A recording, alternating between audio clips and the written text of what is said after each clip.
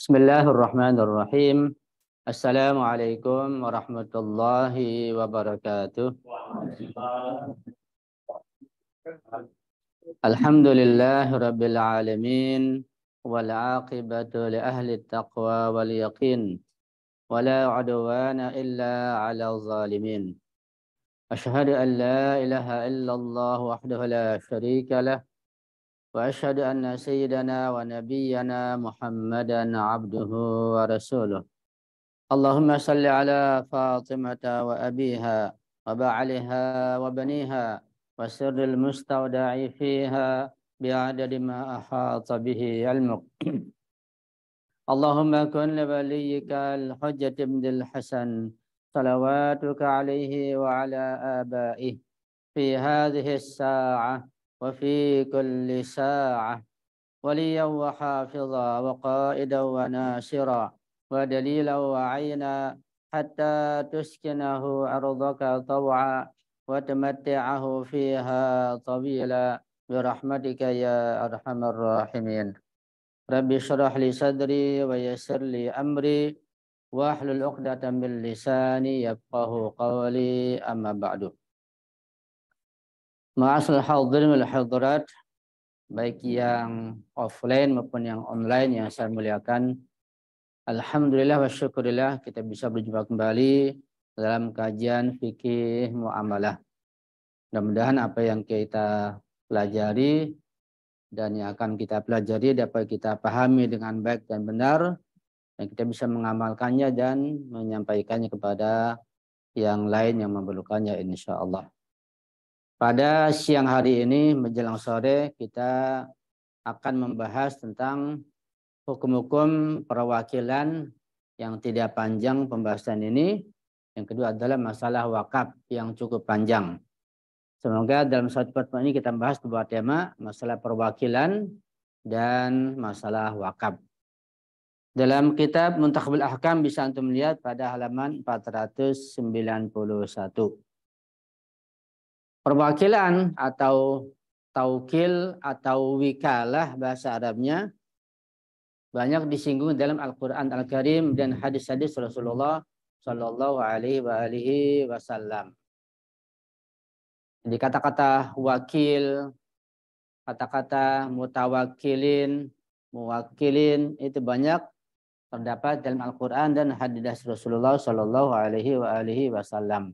Misalnya innallaha yuhibbul mutawakilin. Allah mencintai orang-orang yang bertawakal. Dalam zikir misalnya kita membaca hasbunallahu wa ni'mal wakil, ya. Itu masalah perwakilan juga. Kita akan mengenal istilah ada namanya al-muwakil.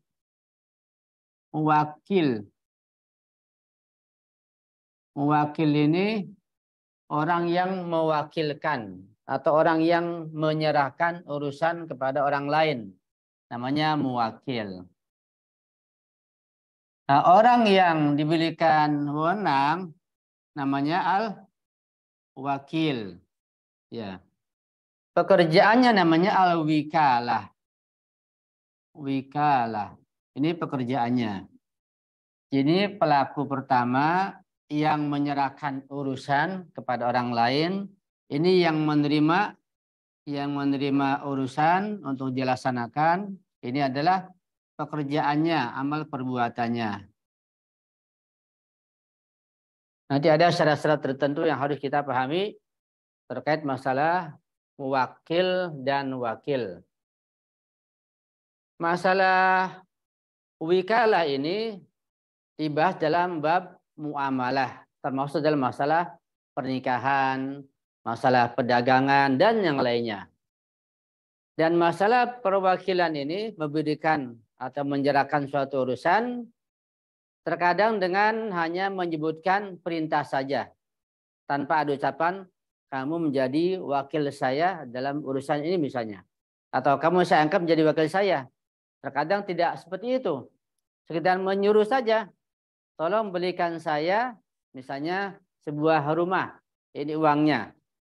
Ini minta tolong berikan saya belikan saya rumah, mobil atau apa saja, dia termasuk taukil, menyerahkan urusan orang ini kepada seseorang agar memberikan sesuatu.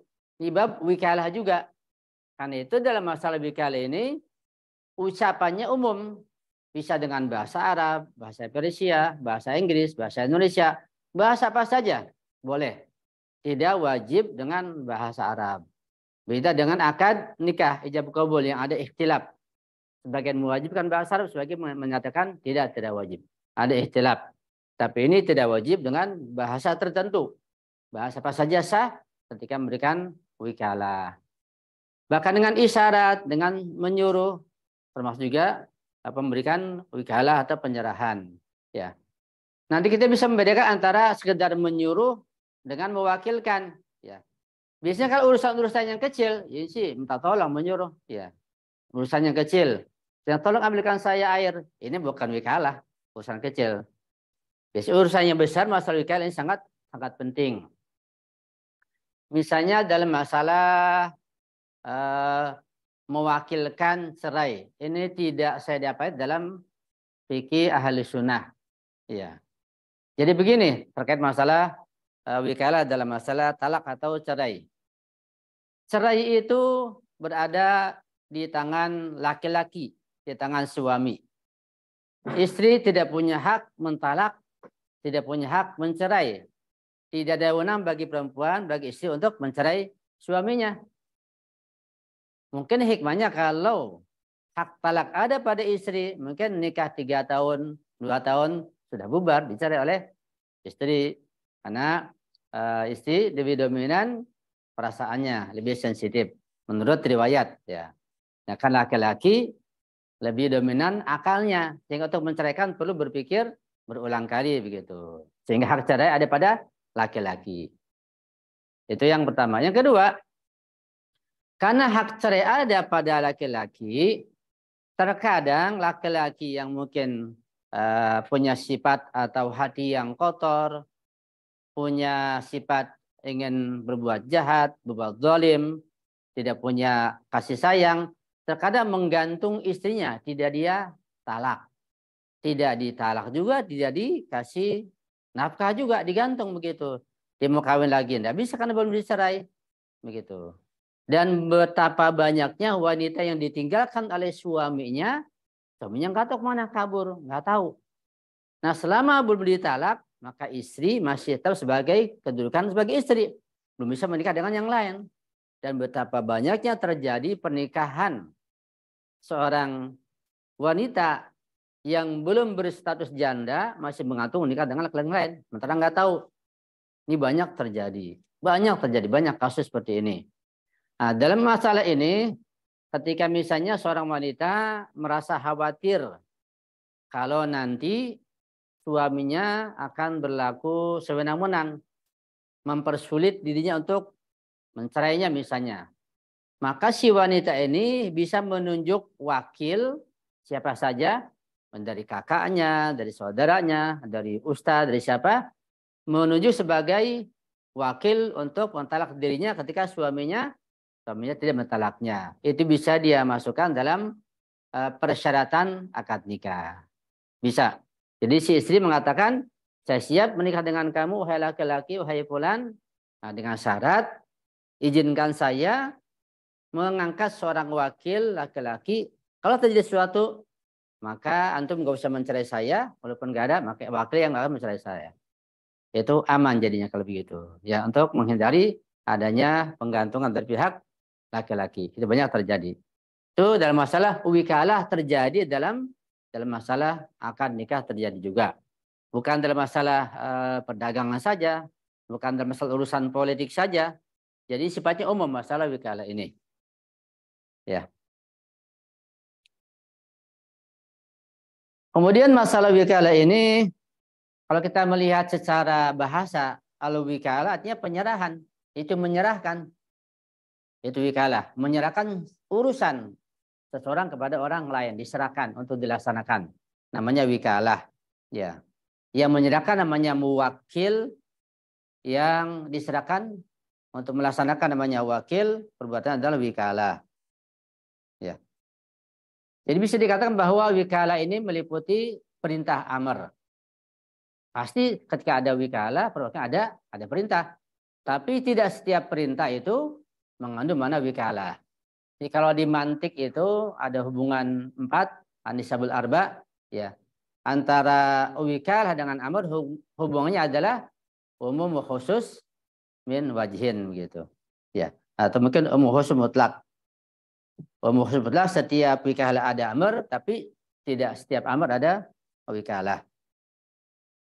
Bisa terbuka pada halaman 491 tentang syarat-syarat muwakil dan syarat-syarat wakil. Dan dalam masalah menunjuk atau mengangkat wakil itu tidak boleh dengan menggantungkan pada suatu atau mensyaratkan adanya sesuatu. Itu tidak boleh. Misalnya saya angkat menjadi wakil saya apabila titik-titik gitu. Ini ada syarat. Kamu jadi wakil saya di kantor ini atau itu, apabila ini nggak boleh. Jadi kalau ini nggak terjadi, nggak jadi wakil, ini nggak sah. Ya. Tetapi kalau menggantungkan isi wikalanya, isi perintahnya itu boleh.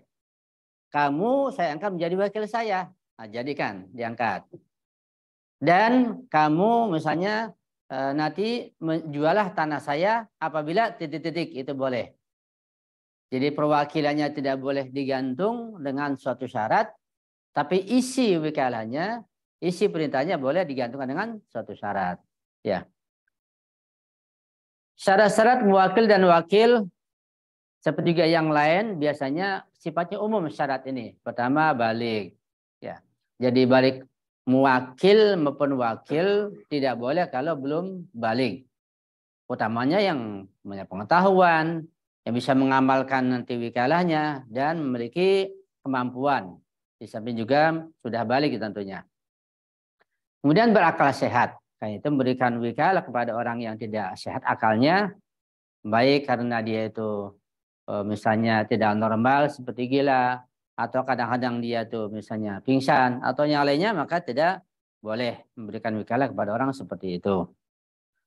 Kemudian yang memberikan wikalah itu si muwakil harus dengan tujuan dan kesadaran. Ketika tidak sadar pada kondisi misalnya dia minum obat misalnya nggak sadar, atau tidur mengigau, atau dia kondisinya tidak dalam keadaan tidak sadar, tidak boleh memberikan wikalah dan tidak sah kalau dia memberikan wikalah. Harus dalam kondisi sadar, dia punya tujuan yang jelas sehingga bisa dilaksanakan perintahnya nanti itu. Dan tidak boleh dipaksa. Ada ikhtiar, kemauan dari pihak muwakil. Ketika dipaksa oleh seseorang karena ditodong, diancam, maka tidak sah perwakilannya. Dan juga ini syarat umum, tidak ada larangan untuk mentasarrufkan hartanya, baik wakil maupun si muwakil. Sebab ada orang tertentu yang tidak boleh mengelola atau menggunakan hartanya. Seperti orang yang tidak normal atau anak kecil misalnya. Juga termasuk orang yang bangkrut. Ya, orang yang bangkrut usahanya, pekerjaannya, atau karena terlilit hutang. Tapi harta masih ada. Dia masih punya kebun, punya sawah. Cuma dia lihat hutang sangat banyak. Dia termasuk orang yang tidak berhak untuk mengolah hartanya. Nah, orang seperti ini tidak boleh menjadi wakil, juga tidak berhak menjadi muwakil. Karena dia pada kondisi bangkrut. Ya. Kemudian tidak ada larangan ketika memberikan wikalah dan melaksanakan perwakilan. Beda dengan syarat yang lain, ya. Masalah ke-2049 di sini dikatakan beragama Islam bukan syarat yang harus dimiliki oleh wakil atau muwakil. Nah, jadi muwakil ataupun wakil dari non-muslim boleh bersilang. Muwakil menunjuk wakil yang non-muslim boleh. Muwakil yang muslim boleh menunjuk yang non-muslim atau singsang begitu. Itu dibolehkan, tidak masalah. Atau kedua-duanya non-muslim dibolehkan dan nggak sah, tidak ada masalah. Ini sifatnya umum, ya. Yang beragama apapun, jangankan madhab, agama saja sifatnya umum, tidak harus dengan beragama tertentu. Oleh karena itu, murtad fitri boleh menjadi wakil kecuali dalam hal-hal yang tidak sah dilakukan oleh orang kafir. Seperti mengambil hak dari seorang muslim atau konflik dengan orang muslim walaupun ia bertindak sebagai wakil dari pihak muslim. Ada konflik ini berbeda tentunya, ya. Murtad itu ada dua macam. Ada murtad milli, ada murtad fitri. Murtad fitri itu artinya sejak lahir dia beragama Islam. Ayahnya muslim, ibunya muslim, anak dia lahir muslim, ketika menginjak dewasa dia murtad. Namanya murtad fitri. Dari fitrahnya dia murtad, dia tinggalkan. Yang kedua ada murtad milli namanya. Ada murtad fitri, ada murtad milli. Murtad milli sejak dia lahir orang tuanya non-muslim. Namanya murtad milli. Nanti ada hukum yang berbeda antara fitri dan milli. Ya. Kemudian dikatakan di sini bahwa seluruh syarat mewakil dan wakil di atas itu harus terpenuhi ketika pada awal akad. Ketika sebelum menyerahkan wikalah, perwakilan, syarat-syarat sudah dibaca dulu. Ketika terpenuhi baru laksanakan penyerahan akad wikalah. Ketika tidak terpenuhi maka jangan dilanjutkan gitu. Oleh karena itu hal-hal yang bisa membatalkan perwakilan ada sebagai berikut. Artinya akad wikalah itu menyerahkan urusan pada orang lain untuk dikerjakan sebagai wakil batal. Pertama ketika si wakil meninggal dunia. Ketika terjadi misalnya, dan nanti dalam masalah wikalah ini dalam ibadah pun bisa diwakilkan. Ya, dalam masalah misalnya ibadah haji dan yang lainnya. Ada pembahasan yang lebih rinci dari masalah ibadah. Bukan saja muamalah saja. Dalam masalah zakat, masalah humus, zakat bermacam-macam, infak, sedekah bisa menunjuk wakil. Nah, dalam masalah humus biasanya ini dan yang terjadi marja itu menunjuk wakil-wakilnya. Karena marja tidak mungkin menangani masalah humus sendirian, nah mungkin. Bahkan biasa marja itu jarang sekali yang mengurusi humus. Kecuali dibantu oleh murid-muridnya, teman-temannya. Jarang sekali. Apalagi yang punya tugas yang sangat luas, banyak, tinggi seperti rahbar. Nggak pernah menyentuh masalah humus, tapi punya ketentuan gitu, punya aturan-aturannya. Bahkan untuk mengangkat orang lain sebagai wakil humus pun, rahbar ini bisa menunjuk wakilnya yang lain. Jadi ada wakil mutlak, ada wakil tidak mutlak. Jadi contohnya kemarin itu ketika kedatangan Ayatullah Sayyid Jawad Syahristani, ya, dengarkan ya. Beliau dikatakan sebagai wakil mutlak Ayatullah Sayyid Sistani.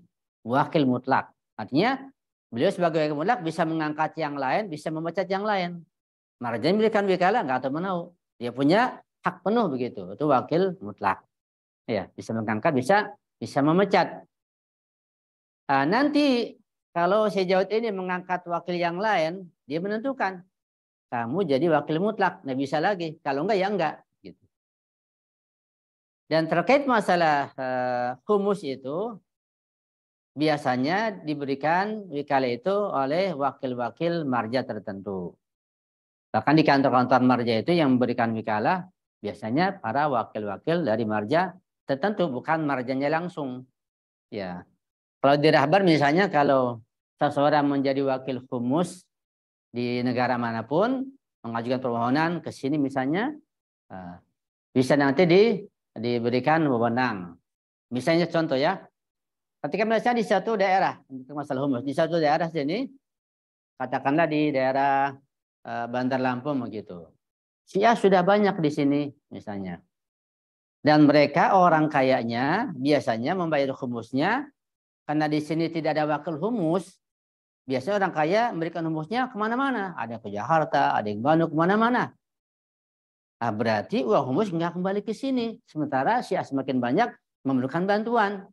Gimana caranya?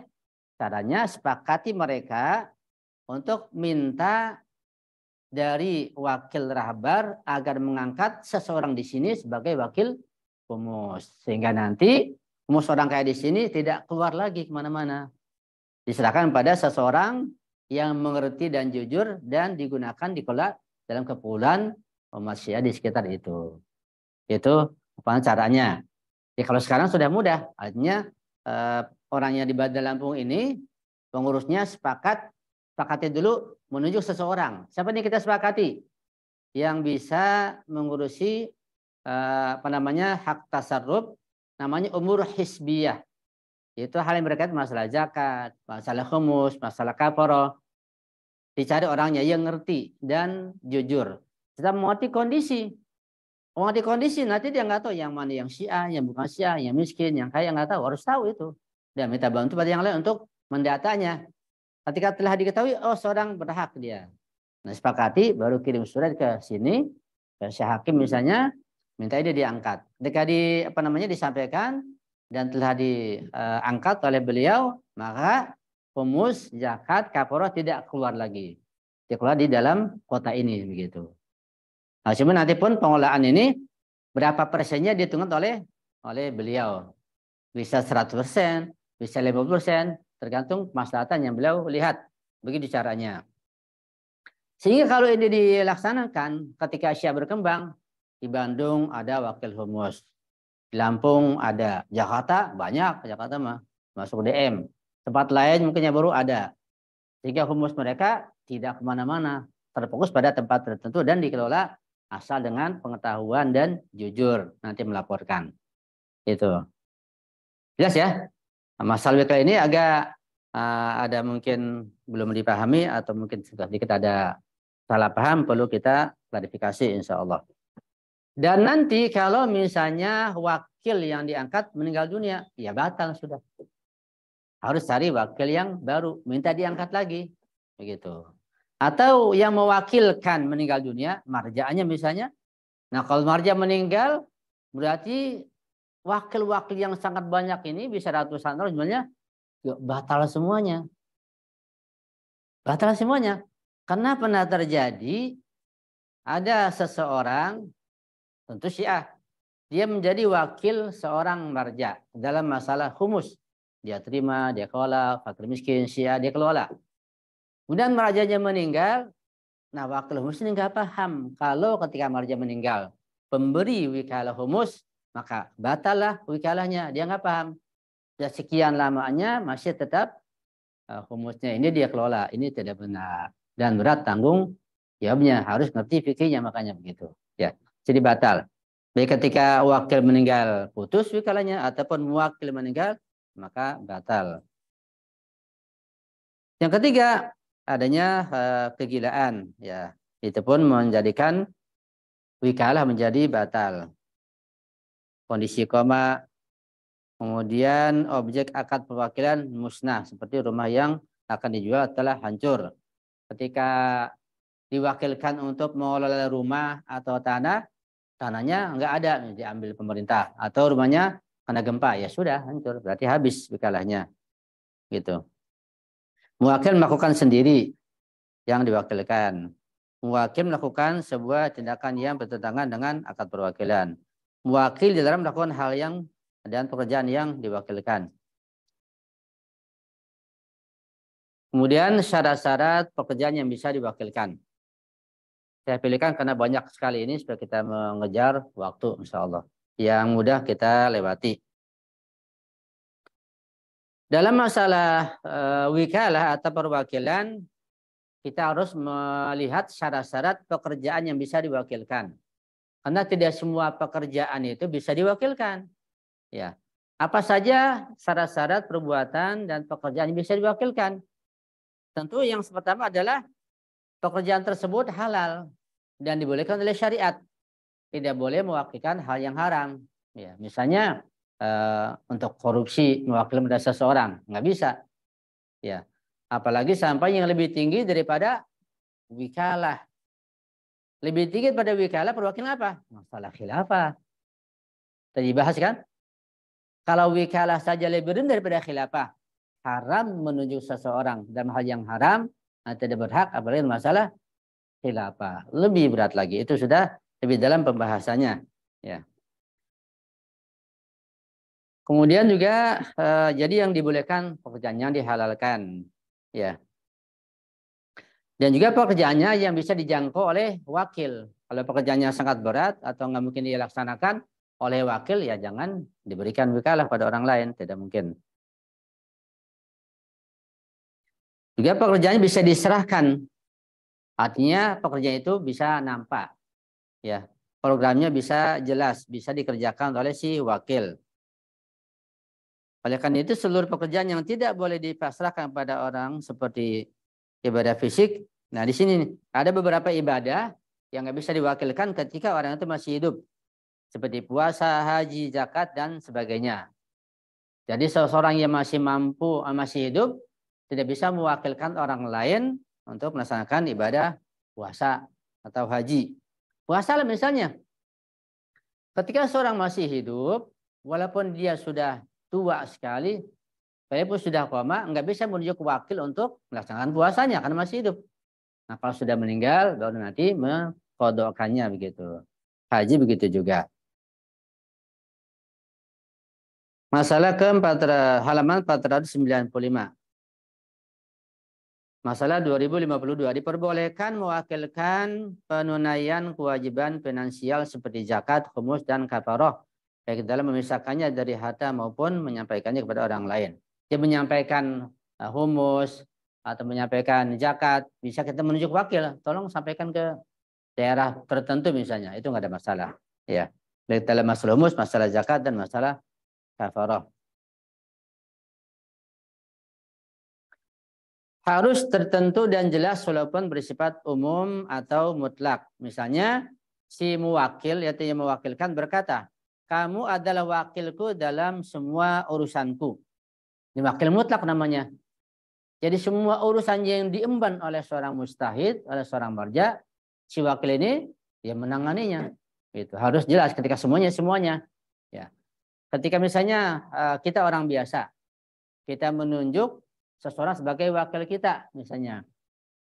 Ketika wakil sudah paham kita punya banyak urusan, kita katakan kamu sebagai wakil saya dalam semua pekerjaan yang saya tangani. Misalnya pekerjaan di kantor, pekerjaan di mobil, di mana, di tangan dari si wakil tersebut. Sifatnya umum. Nah kalau nggak jelas, nggak boleh. Misalnya mewakil punya berapa pekerjaan. Dia sebagai direktur, sebagai guru, mengelola anak yatim, banyak yang dia kelola. Dia ngangkat seorang wakil. Kamu saya angkat sebagai wakil saya. Nggak jelas yang mana. Kan banyak urusannya. Ini nggak sah. Jadi harus tertentu, satu kerjaan tertentu, atau dua, atau semuanya. Kalau semuanya kan mutlak, ya sudah semuanya. Begitu. Nanti masalah wikalah pun ini menjadi luas dalam masalah jual beli rumah, jual beli mobil, dan yang lainnya. Jadi bisa kita perluas terkait masalah wikalah ini. Wakil adalah pemegang amanah, oleh karena itu ia tidak wajib mengganti apabila telah melaksanakan tugas dengan baik, ya, tanpa teledor. Jadi ketika seorang muwakil mengangkat wakil yang dia percaya dan mampu melaksanakan tugas-tugas yang diberikannya dengan baik, dengan jujur, ya, maka si wakil ketika terjadi suatu kesalahan yang bukan karena keteladanan dia tidak wajib mengganti. Dia diserahkan rumah misalnya, diserahkan mobil, diserahkan sawah, diserahkan apa saja. Kalau sudah dia orangnya ahlinya, mengerti, jujur, dan dilaksanakan. Kemudian terjadi misalnya ada kerusakan karena gempa, karena apa? Nggak wajib mengganti wakil ini. Begitu, ya. Saya pernah juga menjadi wakil, walaupun tidak dengan bahasa wakil. Ya. Ketika saya di Syria, saya punya teman juga, guru juga. Ya. Dia pulang ke Madinah, dia serahkan rumahnya kepada saya. Saya pulang ke Madinah, kata orang itu sekeluarga, kamu tinggal di sini. Urusi ini, urusi itu, begitu. Ya. Ketika di Syria waktu itu, saya belajar di Syria 2 tahun, dan sempat istri mengajar anak-anak guru saya itu, guru dan teman. Ya. Di KUM juga pernah jadi wakil juga, guru saya juga, orang Libanon. Teman dekatnya seorang pejuang di Libanon. Ya. Menyerahkan rumahnya 2 kali pulang, kalau nggak salah, saya mengurusi bayar listriknya, ini semuanya begitu. Ya. Jadi wakil pemegang amanah. Terkait masalah wakil wikalah sudah selesai, masalah wakaf sangat panjang. Ada soal terkait masalah wikalah ini perwakilan? Kita buka. Ya. Kalau misalkan kita pada saat menikah itu kan mewakilkan untuk yang tadi. Tapi kalau sudah kejadian menikah terus ternyata suaminya pergi gitu, sampai dia nggak pulang-pulang atau udah lama, akhirnya si istri ini menikah lagi, berarti pernikahannya nggak sah. Nggak sah, kecuali harus merujuk kepada mustahid atau marja. Nanti beliau yang iya, nanti beliau yang mengatasi. Ya, nanti kalau di negara Islam ya dicari itu KTP-nya, tinggal di mana, HP-nya sampai ketemu dilacak gitu. Kalau sudah lama itu kan jadi akhirnya nikah juga sama yang lain itu, kalau mungkin boleh kalau jadi tak diceraikan dulu oleh pengadilan atau gimana bisa ya? Mereka nikah lagi atau nikah surat bahwa mereka sudah bercerai walaupun memang belum bercerai. Iya, beda antara di Sunni dengan di Ahlul Bait di Syiah. Kalau di Ahlul Bait ini terjadi harus merujuk pada ulama, pada marja. Nanti beliau yang berikan bimbingan. Ya, biasanya kalau di daulah di negara Islam ya dicari namanya, alamatnya semua sampai ketemu dan dia di-share ke pengadilan. Begitu. Nah, itu ketika akan nikah harus jelas namanya, alamatnya, di mana kerjaannya harus jelas. Nggak boleh menikah lagi. Iya, karena itu ketika misalnya seorang suami pergi kemudian menghilang atau pergi perang kemudian nggak jelas masih hidup atau sudah meninggal apa di penjara, ini si istri yang ditinggal perang bertahun-tahun nggak bisa menikah lagi. Ya, saya ada jarak tertentu berapa, saya lupa berapa tahun begitu, lupa. Ada puluhan tahun. Ya, kalau di Sunni, ya mereka rujuk pada ulama mereka, kepada KUA tentunya. Nanti yang menangani KUA itu, kalau di Sunni. Di kita berbeda. Ya. Cuma pandangan kita tentu ketika berbeda, yang mereka lakukan, ya tentu tidak sah di pandangan kita. Ya. Iya. Itu pernah ditanyakan sigota alik, pernah ditanyakan sigota alik itu yang ada di buku nikah itu kalau di Ahlul Bait tidak mu'tabar, nggak dianggap, nggak sah, nggak berlaku. Buat mereka bisa berlaku, tapi buat di Ahlul Bait ya nggak berlaku. Sehingga nggak, bukan syarat satu, nggak ada, itu syarat tambahan aja. Di syarat sah nikah nggak ada ta'alik itu ta'alik tolak.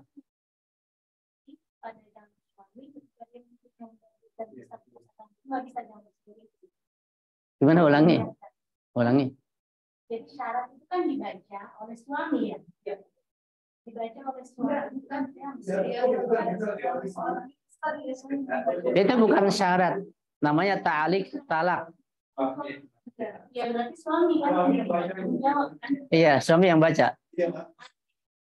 Ini mengetahui mungkin di situ masalahnya hanya karena biasanya calon istri itu nggak tahu kalau itu adalah sebagai syarat yang akan membantu dia di masa depannya, dan kalau dia dianggap biasa aja gitu. Tapi kalau seandainya si istri menyadari sepenuhnya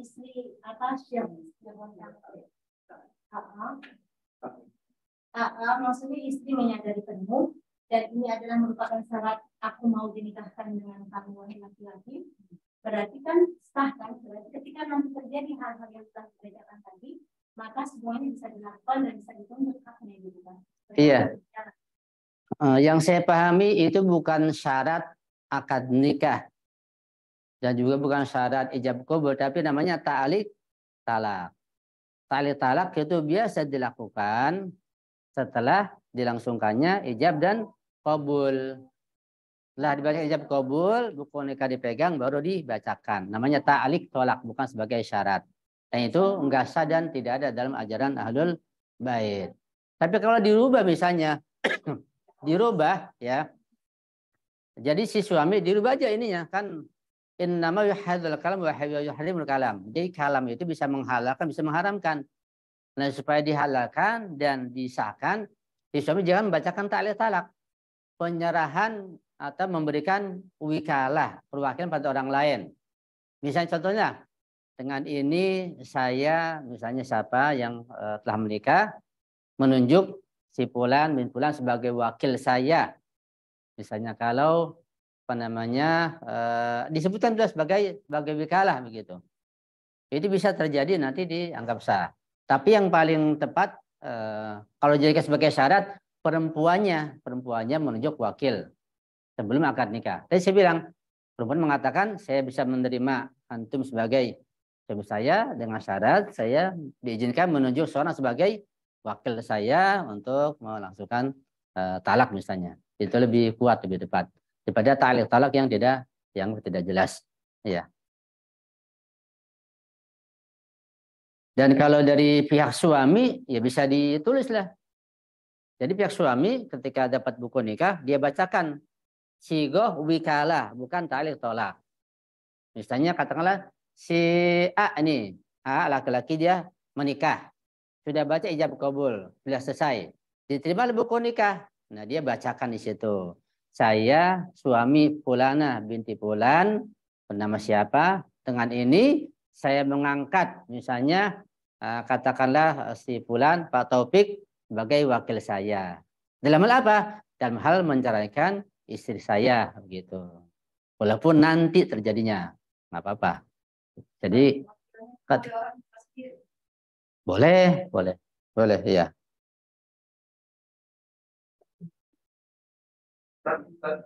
Kalau umpamanya si penerima mandat itu punya vested interest, punya ini pribadi, terus dia ini menjatuhkan kalah itu bagaimana sekarang? Pasti ada kemungkinan terjadi seperti itu. Kecuali kalau umpamanya dia wakilkan kepada orang tua itu kan kadang-kadang tidak akan serancang itu untuk menghasilkan kebakaran anak. Jadi kalau umpamanya diwakilkan orang yang tidak punya hubungan darah, dia lancang menjatuhkan kalah tanpa konsultasi dengan orang yang memberikan perwakilan. Iya. Karena saya bilang tadi bahwa ketika mengangkat seorang sebagai wakil tidak boleh dengan syarat kamu saya angkat sebagai wakil saya. Ketika sah berarti 1 poin. Kalau begini kamu saya angkat sebagai wakil saya kalau ini itu kan nggak sah. Jadi angkat dulu sah dulu kamu saya angkat sebagai wakil saya dalam urusan perceraian dan nanti ketika ini maka ceraikanlah saya. Jadi begitu ada ta'liknya terkait masalah isi talaknya atau isi wikalahnya itu. Ya kalau nggak terjadi ya nggak ditalak. Ketika terjadi gini-gini maka talaklah istri saya. Kamu berhak mentalak istri saya. Begitu. Jadi harus ada syarat pendahuluan. Iya, jadi ada terperinci gitu. Iya.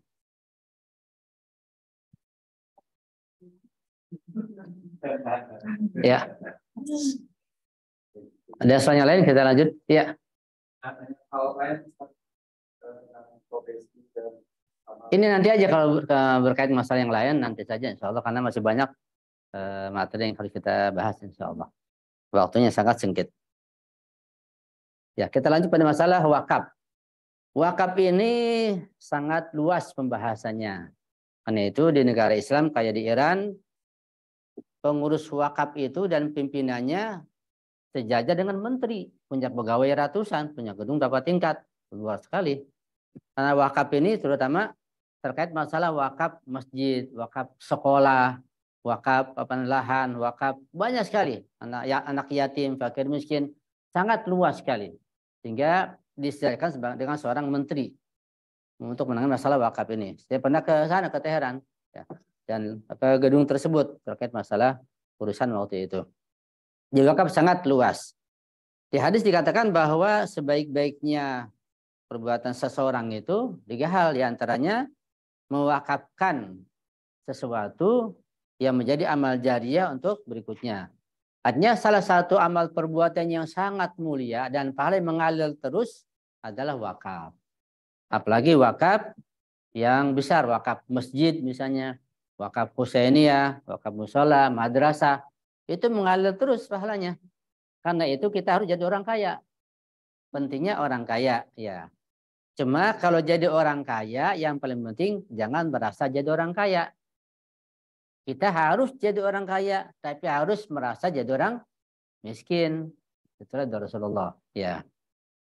Bukan berarti yang pernah saya jelaskan bahwa nanti di hari kiamat orang miskin lebih sedikit hisabnya masuk surga duluan. Bukan miskin harta, bukan. Terutama orang yang kaya raya, dia nggak merasa kaya, merasa miskin. Nah, milik orang buat wakaf, buat sedekah, buat ini, begitu. Nah, kita pilih yang kedua ini. Kita jadi orang kaya dengan usaha untuk menolong orang lain, tapi kita merasa miskin. Yang berbahaya orang kaya merasa kaya, jadi congkak, sombong, pelit, itu bahaya. Ya. Di wakaf masalah sangat penting, akan menjadi amal jariah sampai turun temurun, begitu.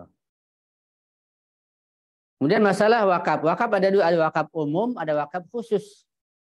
Wakaf umum ya untuk semua orang.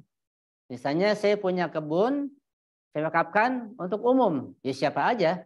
Nanti hasil buahnya itu mau durian, mau rambutan, mau apa, siapa saja yang mau ngambil silakan, wakaf umum. Ada wakaf khusus misalnya.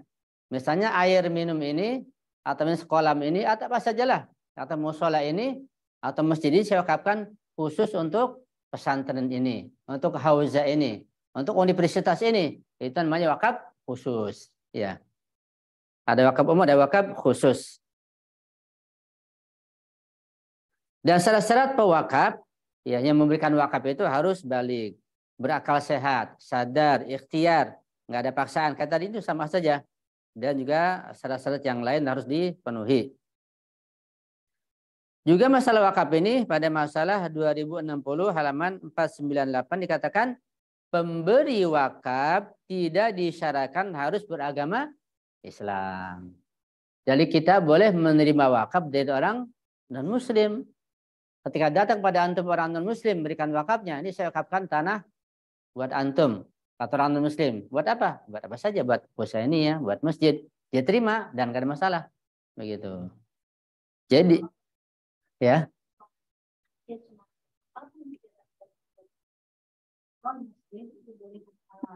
Iya, dengan perincian yang akan dijelaskan nanti insya Allah. Iya. Walaupun dia tanpa ibadah yang lain, tanpa ibadah apa namanya? Iya. Pahala ada dua macam. Ada pahala istihqaqi namanya, pahala yang berhak karena ibadahnya benar, memenuhi syarat, syarat wajib, syarat sah, syarat qabul, ada 3 syarat itu yang sangat sulit, dia berhak mendapat pahala. Karena 3 syarat dipenuhi.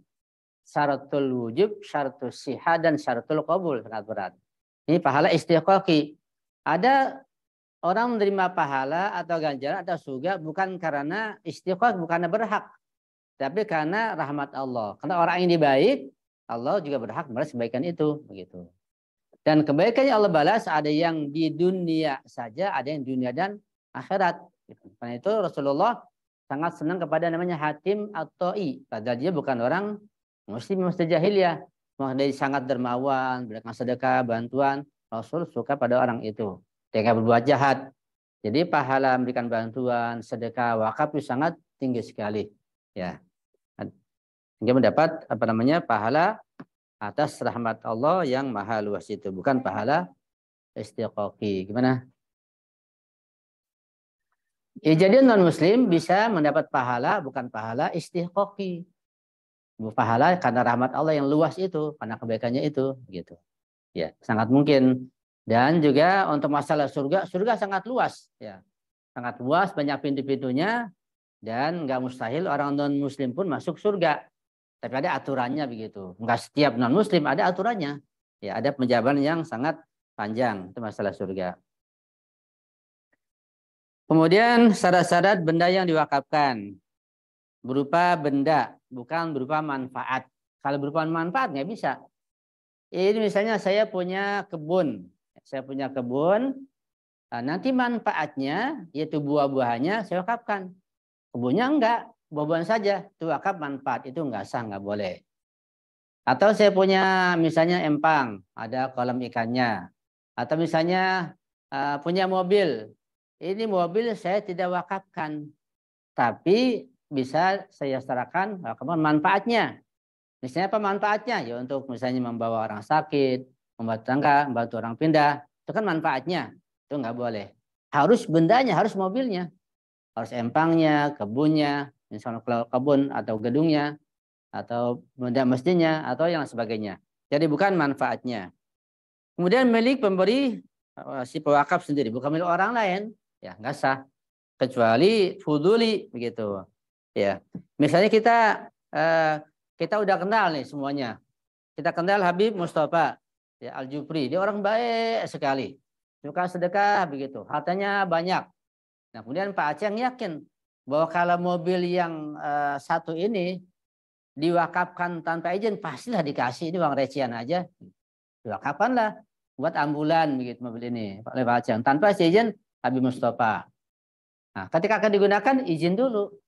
Ketika nggak diizinkan batal, ketika diizinkan jadi begitu. Namanya fuduli. Ya, jadi harus milik sendiri. Jangan milik orang lain, jangan milik tetangga diwakafkan. Ya, nggak boleh. Kemudian memiliki manfaat yang halal. Tidak ada manfaat yang haram. Sebab terkadang benda itu ada dua manfaat, ada manfaat halal, ada manfaat yang haram. Ya. Benda tersebut dapat dimanfaatkan oleh orang lain, ada manfaatnya. Ini tidak dilarang memanfaatkannya. Itu benda yang sebagai jaminan misalnya, yang kita bahas masalah orang itu nggak boleh diwakafkan, ada di tangan orang lain atau dipinjam orang, nggak bisa diwakafkan, harus di tangan sendiri dan bisa digunakan. Kemudian benda tersebut tetap ada dan tidak habis, jadi mewakafkan sesuatu yang sifatnya habis, kayak makanan nggak sah. Ya, makanya sedekah hari Jumat itu nggak bisa dikatakan wakaf. Ini saya mewakafkan nasi padang misalnya 100 bungkus nggak bisa, habis dimakan. Ya, kalau dia tetap ada, misalnya turba, ya itu kan tetap ada awet, nggak apa-apa diwakafkan. Yang sifatnya habis nggak bisa diwakafkan. Kemudian benda tersebut juga halal dimiliki. Ya, tidak sah benda yang haram diwakafkan. Kayak mewakafkan misalnya minuman keras atau yang berbahaya begitu, nggak boleh. Dapat diserah terimakan, tidak diwakafkan untuk manfaat yang haram. Artinya harus dipesan, ini saya wakafkan, tapi jangan digunakan untuk hal yang haram gitu. Ya. Benda yang akan diwakafkan tidak mesti bisa dimanfaatkan sekarang juga. Walaupun manfaatnya nanti belum ada sekarang, nggak apa-apa. Misal kebun masih kosong, baru ditanam pepohonannya, pohon alpukat atau pohon durian, kan lama tuh tumbuhnya. Diwakafkan sekarang, nanti manfaatnya baru setelah 5 tahun, nggak apa-apa dibolehkan. Walaupun manfaatnya nanti kemudian. Ikan masih kecil-kecil, ya. Ini ikan empang ini saya wakafkan dengan ikannya buat masyarakat. Tapi belum bisa diambil yang masih kecil. Nah, setelah besar, setelah berapa bulan baru diambil. Boleh, sekalipun manfaatnya belum bisa diambil ketika pemberian wakaf tersebut. Kemudian masalah orang yang menerima benda wakaf harus memiliki syarat-syarat. Ya. Jadi penerima wakaf harus jelas. Jangan sampai penerima wakaf itu tidak jelas, nanti menimbulkan ikhtilaf di kalangan masyarakat. Harus jelas orangnya. Dan kalau bisa tercatat orangnya, saksi RT. Semakin besar wakaf itu semakin teliti, semakin detail agar tidak menimbulkan ikhtilaf di masyarakat. Ya. Karena sering terjadi ikhtilaf di masyarakat, sekalipun misalnya untuk hal yang baik, untuk masjid, ada aja ikhtilaf biasanya. Itu sering terjadi.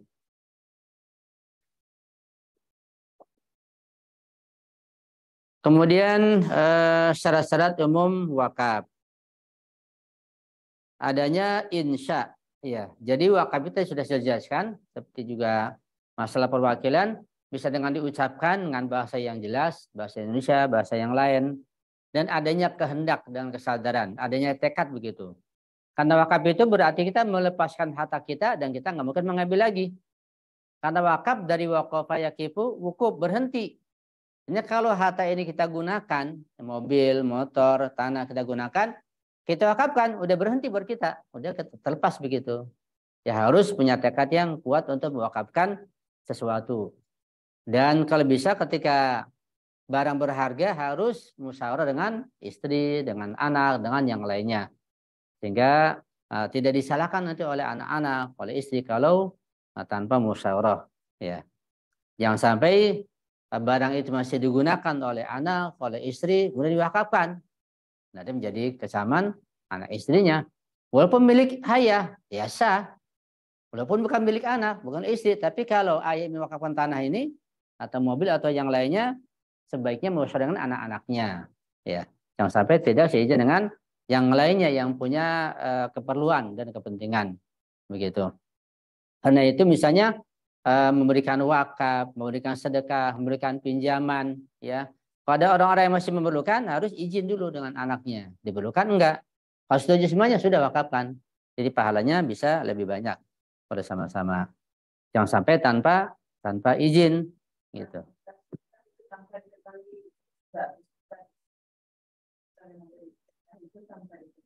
Iya, sedekah ada dua macam. Ada sedekah yang harus dengan sembunyi-sembunyi, ada sedekah yang harus dengan terang-terangan. Sedekah yang harus dengan terang-terangan seperti humus, bayar zakat. Karena kalau enggak akan fitnah nanti. Nanti itu dong, dia tuh kaya, dia pelit, nggak pernah bayar zakat atau humus. Dituding nanti harus terang-terangan. Tapi kalau sedekah-sedekah yang bukan wajib, bukan zakat, bukan humus, ya, dan juga dilihat dari objeknya, orangnya, dia merasa malu, udah sembunyi-sembunyi saja. Sedekahnya para Imam Ma'sum, Imam Ali, Imam Hasan Hussein, dia manggul gandum di tengah malam, dia keliling dikasih ke depan rumah itu. Ya. Sampai di Masjid Musajjad, mereka nggak tahu siapa yang ada gandum di depan rumah, nggak ada yang tahu. Musajjad meninggal, terhenti sedekah itu. Ternyata beliau yang biasa. Karena mereka nggak mungkin menduga, mana mungkin Imam Ma'sum, cucu Rasulullah masih manggul malam-malam, nggak tergambar. Itu di masa itu. Kalau zaman sekarang mungkin tergambar, mana mungkin ulama manggul ini. Sekarang tergambar, nggak mungkin. Iya. Tanpa izin suami kita sedekah sama orang lain itu nggak boleh. Ada dua hal. Ketika harta itu masih milik suami, belum dapat izin, nggak boleh. Tapi kalau harta diserahkan sepenuhnya kepada istri sebagai hadiah misalnya, maka sebaiknya dengan izin, sebaiknya. Tapi nggak wajib. Ada yang wajib, ada yang sebaiknya izin. Tapi lebih selamat kalau bilang dulu, izin dulu. Ya. Jadi wakaf tidak boleh untuk misalnya sementara waktu. Ya. Harus lepas selama-lamanya sampai hari kiamat wakaf itu. Ya. Ya. Kalau di kita ada dikenal dengan wakaf tunai. Wakaf apa? Tunai. Kalau di itu kita ada wakaf tunai. Wakaf tunai. Ya. Kita ada nggak? Wakaf tunai artinya diwakafkan langsung gitu. Enggak, wakaf berupa barang kecuali dipesan. Iya. Ada tapi dipesan bisa. Ini saya punya uang 10 juta. Tolong untuk membelikan sesuatu, nanti wakafkan. Jadi namanya wikalah juga, perwakilan juga, kemudian diwakafkan. Ada, iya. Iya, karena mewakafkan uang habis nggak bisa. Jadikan barang dulu, disuruh beli, mewakilkan seseorang untuk beli barang yang awet baru diwakafkan. Boleh begitu. Misalnya antum punya uang banyak, ya. Antum ingin mewakafkan sesuatu buat orang yang di Mashhad atau di Qum, di Karbala, boleh. Tinggal transfer ke pelajar ke sana, tinggal telepon atau WA, tolong uang saya kirim itu antum belikan turba atau apalah dan wakafkan ke haram Imam Hussein, Imam Ali, Sayyidah Imam Ma'sumah, berupa karpet, sejadah atau turba atau apa, itu besar pahalanya dan luar biasa. Ya. Dan tahadusan bin nikmah, ya, yang sering saya lakukan itu walaupun sedikit, saya beli turba, diwakafkan ke Sayyidah Fatimah Ma'sumah. Pahalanya buat orang tua. Ya, tahadusan bin nikmah. Ya. Pahalanya. Pahalanya buat orang tua. Iya, bisa. Humus itu Ustaz, kita serahkan ada bangunan gitu kan. Saya nyerahkan humus ke situ untuk wakaf perbuatan itu bisa nggak? Kalau humus bisa nggak kita? Enggak. Humus itu sangat tertentu penyerahannya. Humus nggak bisa diserahkan kepada orang lain siapapun kecuali kepada marja atau wakil marja atau seorang yang ditunjuk sebagai wakil humus. Yang selainnya nggak boleh begitu. Karena humus dibagi dua, ada hakus sada, ada hakul imam. Ketika ibu ngasih humus katakan 10 juta, tadi dibagi dua. 5 juta hakul imam, 5 juta hakus sada. Ya hakus sada untuk fakir miskin yang keturunan sadat, sayyid, habaib yang syiah. Yang hakul imam, nah itu bebas. Bisa untuk husainiyah, untuk dakwah, untuk tabligh, untuk fakir miskin bukan syiah boleh. Itu ada aturannya. Ya. Kemudian wakaf tidak memerlukan niatan kurbatan ilallah. Ya. Ini apa maksudnya? Wakaf tidak memerlukan niat kurbah kepada Allah. Ada yang mengerti? Jadi kalau riya nggak apa-apa, begitu. Bukan niat, tidak perlu niat kurbatan ilallah. Apa maksudnya? Ya, misalnya ada motif pribadi, ada kepentingan pencitraan diri, atau ada transaksi untuk satu posisi, gitu. Tapi diistilahkan wakaf gitu. Bukan. Jadi dia niatnya bukan perbuatan yang rawa, tapi perbuatan nilai. Pamrih, kan gitu. Bukan. Bukan. Ada yang tahu? Ya.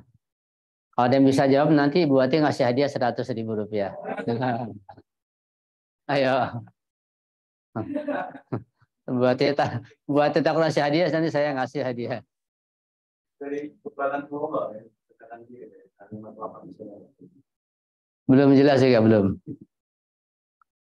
Tadi saya bahas ketika salat habis salat Jumat itu. Ada yang dengar nggak? Tadi sebelum salat asar kan saya berdiri ada 3 menit. Pas masalah niat. Iya, gimana?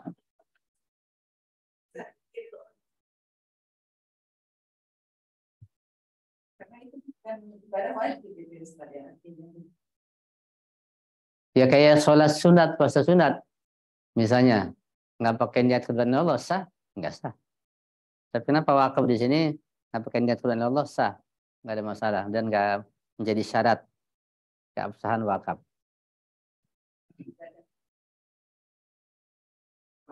Khutbah itu, Ustaz memberi contoh bagaimana satu niat dalam bulan Ramadan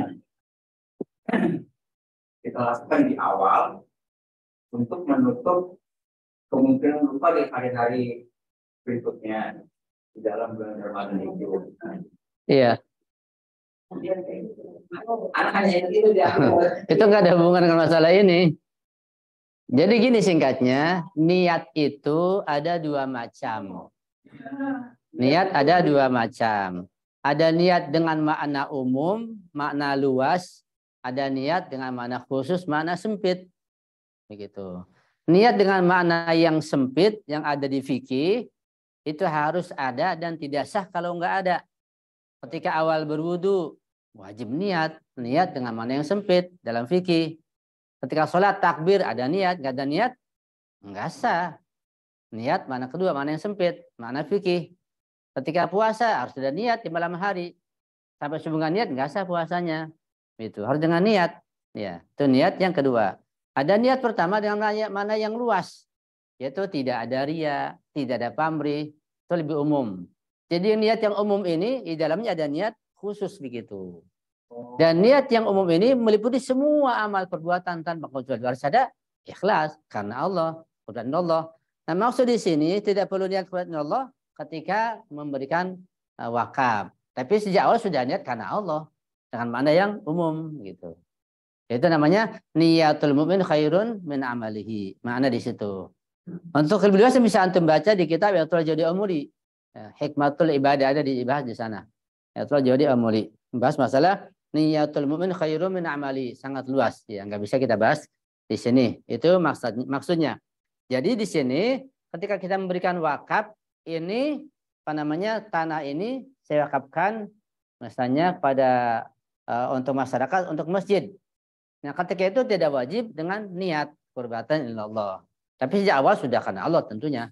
Kalau nggak ada itu nggak sah atau pahalanya akan hilang gitu. Artinya sekalipun dia tidak ada niat, saat itu wakafnya sah. Enggak seperti sholat dan puasa.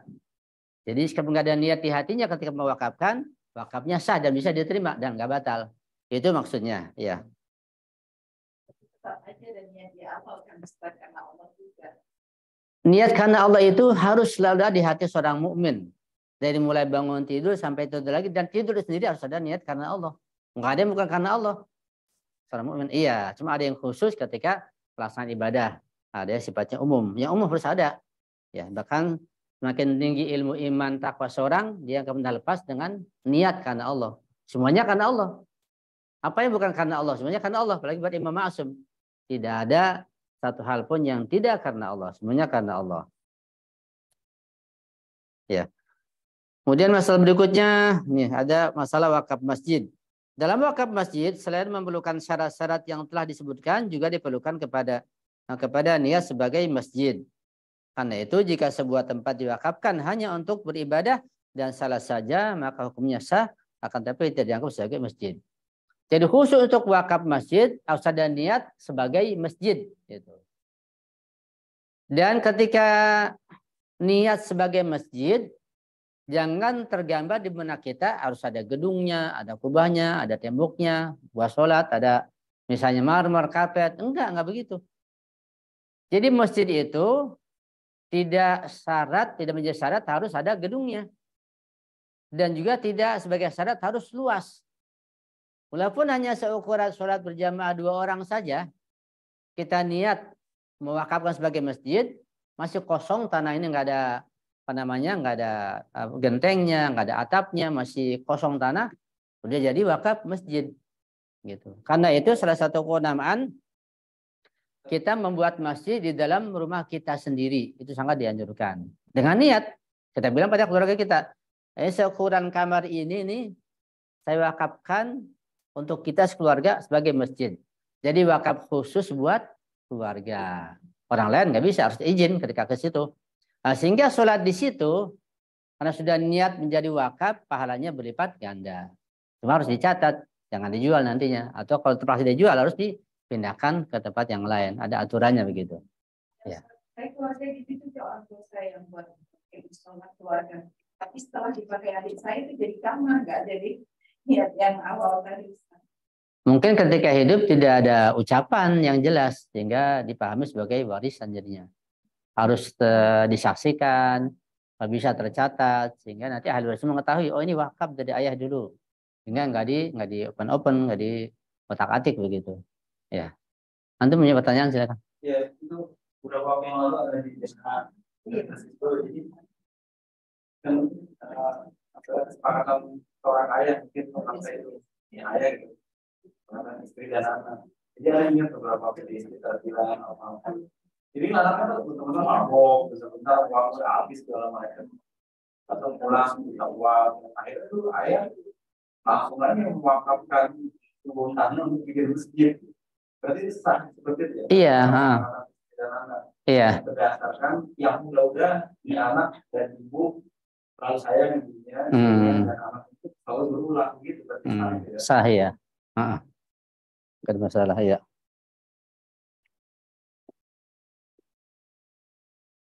Iya. Kemudian masalah berikutnya di sini dikatakan bahwa apabila pewakaf wafat sebelum pihak yang menerima harta wakaf, maka wakaf tidak berlaku dan harta yang diwakafkan tersebut harus diberikan kepada ahli waris sebagai harta warisan. Ya. Jadi harta yang diwakafkan tapi belum sampai kepada penerima wakaf. Betul. Misalnya penerima wakaf sudah ditentukan orangnya begitu. Nah, si pemberi wakaf ini telah menyatakan, ini rumah atau mobil atau sawah saya wakafkan untuk masyarakat sini atau untuk orang tertentu gitu. Dan yang menerima wakaf ini adalah Fulan bin Fulan, dia mengelola, yang menerima begitu. Sudah diucapkan, sudah disampaikan, ada saksi. Tapi harta ini, barang ini belum sampai kepada yang diwakafkan.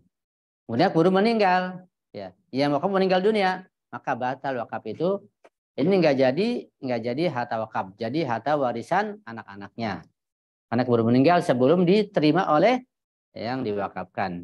Ya, kalau sudah diterima walaupun hanya seorang saja tidak sah.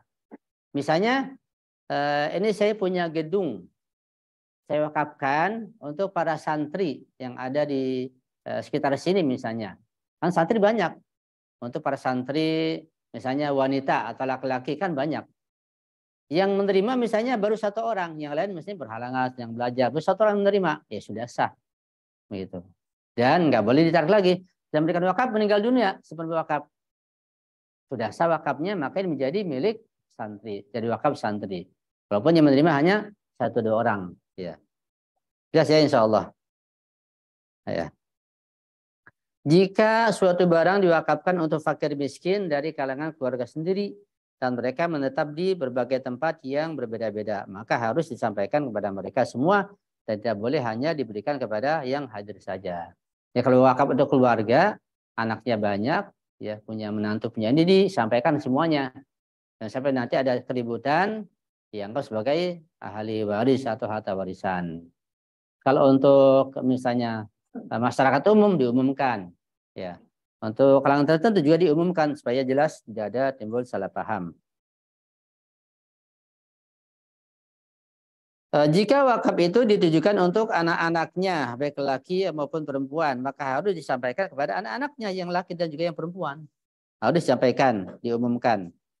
Apabila wakaf itu ditujukan untuk ulama secara umum, maka harus disampaikan kepada ulama yang secara umum itu. Jadi disampaikan, ya. Yang sampai ada yang disembunyikan supaya semuanya memanfaatkan wakaf tersebut. Pengelola dan pengontrol wakaf. Pemberi wakaf dibolehkan menjadikan dirinya sendiri sebagai pengelola, pengurus dan mengontrol wakaf. Jadi si pewakaf ini juga, ya, baiknya dia mengerti dan tahu orang-orang yang bisa mengelola wakafnya. Kalau dia mewakafkan mobil misalnya harus tahu siapa supirnya gitu. Nanti bagaimana merawatnya. Kalau kebun harus ada yang merawatnya. Jangan sampai mewakafkan masjid sementara nanti belum jelas siapa yang mengelola. Itu berbahaya dan itu terjadi. Berapa banyak masjid di Indonesia dibangun wakaf dari negara luar. Sementara masjid itu dibangun di tengah-tengah lingkungan ahli sunnah, wakaf dari Syiah. Hanya dipakai oleh orang lain. Itu banyak terjadi. Dan saya kunjung langsung beberapa tempat tanah wakaf dengan masjidnya itu dipakai oleh orang lain. Di mana-mana. Di Pangalengan ada, di di Bandung ada, sampai ke saya ke Kendari juga ada. Itu salah. Salah besar. Kan itu saya pernah berpesan kalau mau wakafkan masjid, bangun masjid diberikan yang lain. Siapa imamnya? Ada enggak jamaah di situ?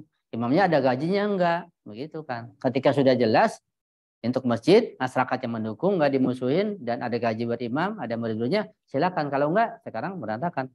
Banyak masjid ya, bukan 1-2, banyak sekali yang terbengkelai dan ada di tangan orang lain.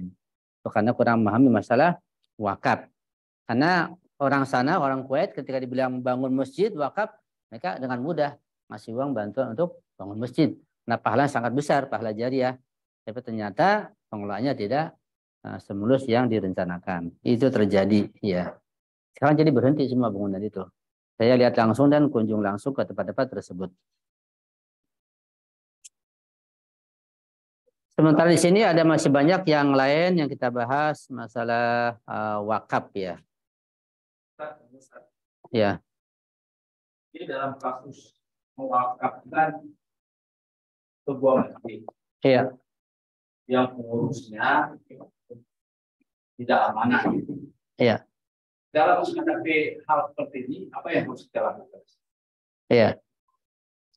Kalau yang tidak amanah itu orang-orang yang di bawahnya, masih bisa diatasi oleh pimpinannya, ulamanya.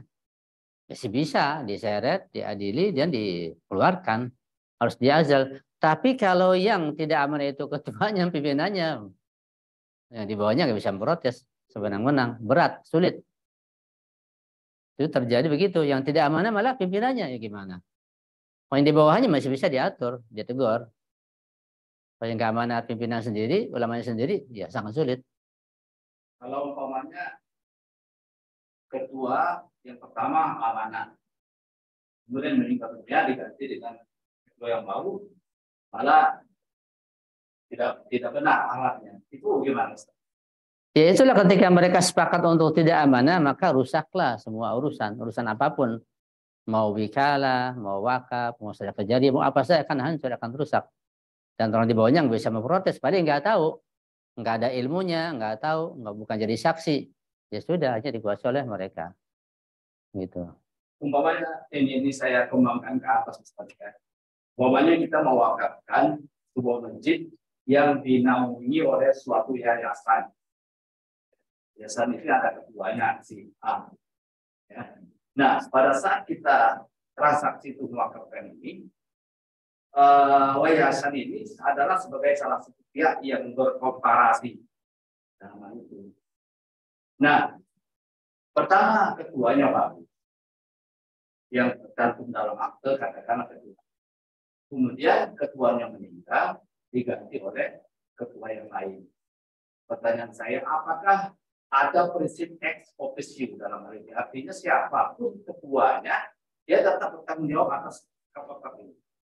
Iya, jadi ada masalah ketika terjadi sengketa atau ikhtilaf atau pertikaian di antara para pengurus, baik itu masjid atau yayasan atau sekolah atau rumah sakit atau wakaf apa saja. Kalau di negara kita sangat sulit untuk diatasi. Jangan di negara kita, di Iran saja ketika ada ikhtilaf terkait masalah pengelolaan rumah sakit itu terbengkalai bertahun-tahun, itu di Iran. Yang ada mustahid, ada marja, ada pengadilan, masih sangat sulit. Terjadi itu, rumah sakit mogok lama. Pembangunan juga telah terjadi, bangunan dekat haram, terjadi pertikaian, itu macam-macam terjadi. Apalagi di kita Indonesia, sangat sulit. Harus ada negara yang mengatur itu semua, nanti dipanggil, diadili, diselesaikan. Iran terjadi, dan banyak sekali terjadi hal seperti itu. Masalah pencurian tanah di mana-mana. Nah, mereka yang merasa dirugikan, emang tanah hasil mencuri, hanya timbul kebencian pada daulah Islamnya terjadi. Sangat sulit masalah itu.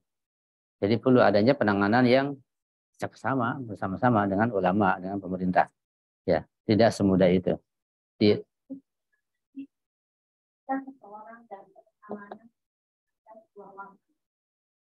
dia sudah ada tanda-tanda kematian dijumpai pada dirinya. Mungkin di sini karena pemegang amanah yang berikutnya itu dia harus tetap menjalankan semua yang telah dijelaskan dalam ulama. Artinya semua siapapun generasi setelahnya yang akan dan mengelola anak dan kita wakaf itu harus mengetahui semuanya itu, begitu kan? Iya. Harus terus berjalan sampai akhir hayat. Iya. Jadi dari penerima wakaf yang pertama, dia harus punya pengetahuan bahwa ketika sudah katakanlah ada tanda minimal, ketika ada tanda dia sudah menyampaikan mungkin keanggotaan dan lain sebagainya, ataupun dari awal ini kemudian dia sudah menyampaikan bahwa ini adalah wakaf dan kalian semua harus menjaga kata-kata yang telah tertulis dan tertandatangan dalam wakaf seperti itu ya. Iya. Artinya tetap terus sampai akhir hayat wakaf itu harus terlepas sesuai dengan wakaf, sesuai dengan apa namanya niat wakaf. Iya. Tidak boleh diatur. Betul. Jadi intinya begini, dalam masalah wakaf itu pertama ada orang yang memberikan wakaf berupa tanah, sawah, kebun, mobil, masjid apa saja. Pemberi wakaf, ini orang pertama yang memiliki harta lah. Yang kedua, ada harta yang diwakafkan. Nanti sudah dibahas kan, ada harta dengan syarat tertentu. Nah, baru yang ketiga, ada orang yang diamanati untuk mengelola wakaf ini. Iya, misalnya kalau wakafnya berupa tanah pertanian, yang diberi amanat yang ngerti pertanian. Dan diwakafkan adalah masjid, orang ini adalah orang yang ngerti masjid. Yang diwakafkan adalah berupa mobil motor, orang itu harus mengerti mengurusi mobil. Jadi ada pengurusnya begitu, ada mutawalinya. Nah, kalau misalnya mutawalinya ini sudah ada tanda kematian, jadi berwasiat menunjuk orang lainnya yang mengerti, gitu. Sehingga nanti bisa dikelola berikutnya. Ya, kalau dia meninggal dunia, maka nanti kalau di pemerintah Islam itu si qadhi atau hakim menunjuk mencari pengganti yang mengelola wakaf ini siapa? Kalau di Daulah Islamiyah. Kalau di kita ya ulama kumpul musyawarah untuk menunjuk ke orang lain yang bisa meneruskan sebagai pengelola wakaf ini begitu. Ya. Sebab ini wakaf sudah putus dari mewakafkan. Kecuali kalau yang mewakafkan dia juga yang mengelola. Karena terkadang orang yang memiliki harta ini dia pun pandai bisa mengelola tanah atau gedung atau rumah yang diwakafkan. Dia pemberi wakaf juga, dia juga mengelola, dia mengatur gitu. Maka dia punya hak apa namanya mengangkat seseorang, memecahnya, mengaturnya begitu. Itu kalau dia memiliki ilmu pengetahuan. Tapi kalau tidak, dia menunjuk orang lain yang untuk mengelola harta wakaf ini, yang pandai, mengerti, tahu. Ketika meninggal siapa penggantinya? Kalau enggak ada, misalnya sulit untuk didapatkan, kalau di komunitas Islam datanya ke mustahid atau ke marja atau ke pengadilan, nanti ditunjuk siapa yang melanjutkan dalam mengurus harta wakaf tersebut sehingga bisa berlanjut. Ya, karena itu saya bilang tadi sejak awal masalah wakaf ini seperti sebuah lembaga yang sangat besar dan pimpinannya sejajar dengan menteri dan enggak main-main. Lagian di atasnya ada marja, ada wali fakih, jadi sangat kuat. Ada undang-undangnya, aturannya, semuanya sangat detail dan sangat luas. Begitu. Jadi ini terkait masalah wakaf juga masalah politik, ya. Dan sangat berperan penting masalah wakaf itu. Karena itu mereka yang tahu tentang pentingnya wakaf untuk umum, ya, yang tahu terkait masalah politik, ya dirampas supaya nggak punya suara lagi. Tanah Padak misalnya, betapa luasnya tanah Padak itu, dan kurmanya betapa banyak memberikan orang-orang yang kelaparan, fakir, miskin. Kalau itu dikelola oleh Ahlul Bait luar biasa. Tapi mereka mengerti, nah ini diambil, dirampas supaya apa namanya fakir miskin putus hubungannya. Padak luar biasa itu milik saya dapatin Mazahara. Di Padak, humus pun dikat juga buat orang mereka tertentu saja sampai mogok humus total. Sampai sekarang. Zakat pun ya dibatasi sekali. Begitu. Tujuannya, ujung-ujung utamanya adalah Ahlul Bait harus dimusnahkan begitu. Itu ujungnya ke sana. Ya. Jelas ya insya Allah ya. Ya. By the way, bagaimana nasibnya tanah Padak itu sampai sekarang? Iya. Padak yang kasusnya. Menurut yang saya pahami, insya Allah dalam waktu mendekati zuhur Imam Zaman itu akan dirampas kembali nantinya. Ya, diambil kembali mendekati zuhur Imam Zaman. Insya Allah nggak lama lagi mudah-mudahan. Iya. Karena yang pernah saya dengar, saya baca dan yang saya pahami bahwa sebenarnya zuhur Imam Zaman itu sudah zuhur. Ya. Karena kata Ayatul Hasan Jadamuli, baik tulu, terbit maupun tenggelam itu berproses perlahan-lahan. Masalah terbit itu kemudian sampai meninggi enggak sekaligus. Terbit itu pelan-pelan dari mulai waktu subuh kan enggak terasa sampai siang. Ketika mau ghurub maghrib pelan-pelan juga kan, enggak langsung dari jam 2 langsung tenggelam. Ya kita kelabakan pelan-pelan sampai maghrib. Jadi terbit matahari, tenggelamnya berproses secara alami perlahan-lahan. Gaib Imam Zaman juga berproses dan mulai gaib sugro 70 tahun, kemudian sampai gaib sugro dan wakilnya, kemudian gaib kubro pelan-pelan berproses pelan-pelan gaibnya. Nah, tulunya munculnya juga pelan-pelan. Kata beliau bahwa terbitnya atau munculnya Imam Zaman sudah terjadi. Itu ketika terjadi revolusi Imam Khomeini. Sudah tulu. Tinggal kita nunggu subuhnya kapan. Dikit lagi. Ya. Alaisa subuhi qarib. Ya, ketika kisah tentang kisah Nabi Lut itu kan, ya tunggu sampai subuh. Orang mengatakan alaisa subuhu biqarib, bukan subuh itu dekat sekali. Ya, dari mulai subuh sampai tulu matahari kan dekat. Ya, kita insya Allah mengalami zuhur Imam Zaman. Amin ya rabbal alamin. Dekat sekali. Dan tanah Padak akan diambil kembali. Amin ya rabbal alamin. Ya. Ada waktu 3 menit, 2-3 menit. Ya, silakan.